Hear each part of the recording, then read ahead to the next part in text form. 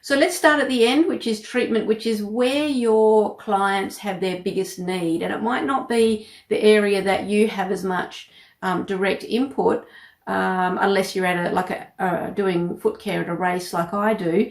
But your patients need to know this. So they need to understand that blisters kind of come in 3 stages. Their roof is intact, or their roof is torn, or they're actually deroofed. And there's subtle differences with the treatment that's required.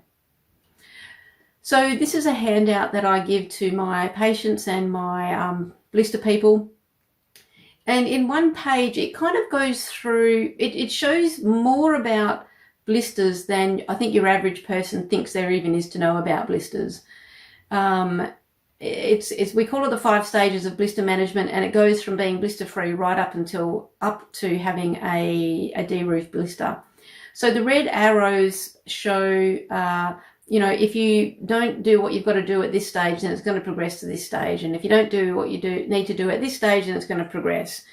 So if we start at the beginning here, ideally we start blister-free and we remain blister-free throughout the whole event.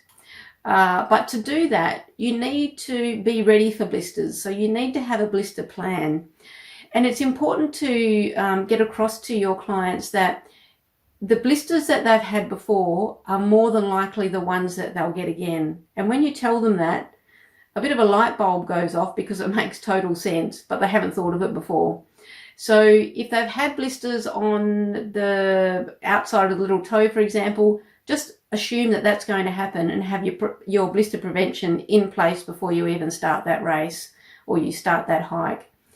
But equally important, you need to have a plan for blisters that you've never had before, because when you're upping the ante as far as your training is concerned, or you're hiking, and of course we don't hike every weekend, most of us, and all of a sudden you're going on this 2-day hike with your friends, unexpected things happen. So you kind of need to be prepared for blisters that you've never even had before.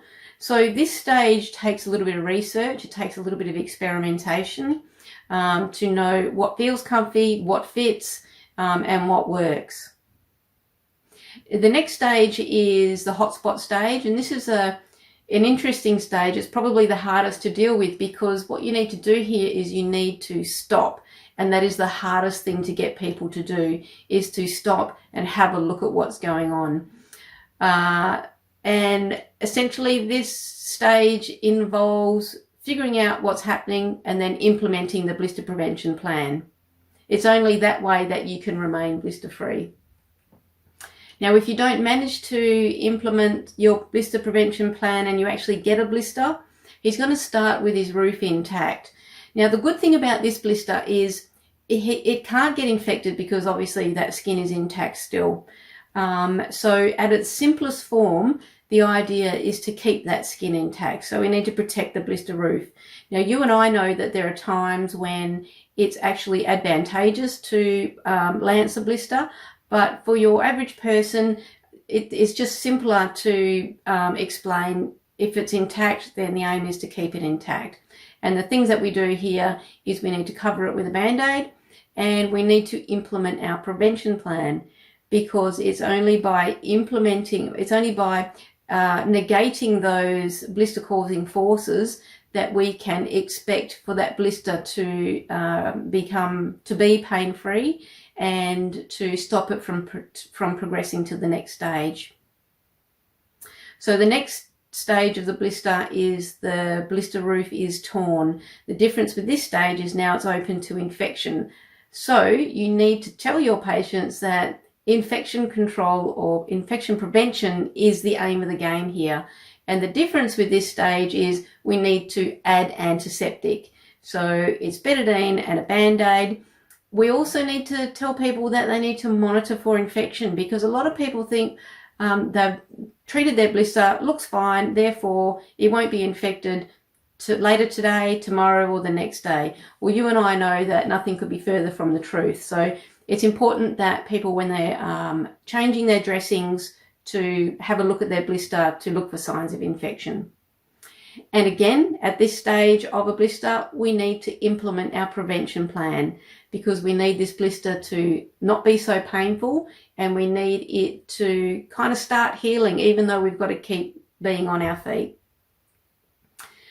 However, if we don't manage to protect this blister enough and it progresses to a deroof blister, the difference with this stage is that we don't want it to dry out and scab.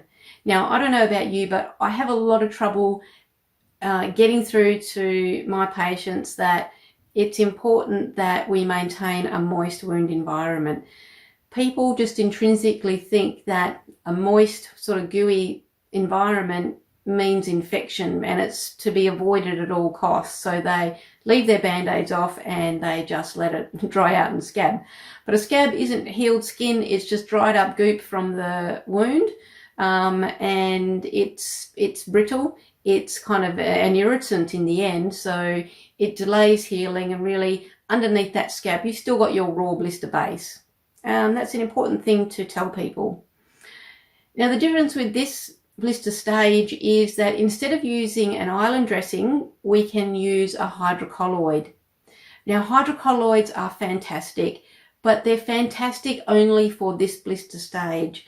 And I'm going to talk a little bit more in a minute about how people are using hydrocolloids for the prevention stages and the intact and torn blisters. And what it does often is it makes the blister worse.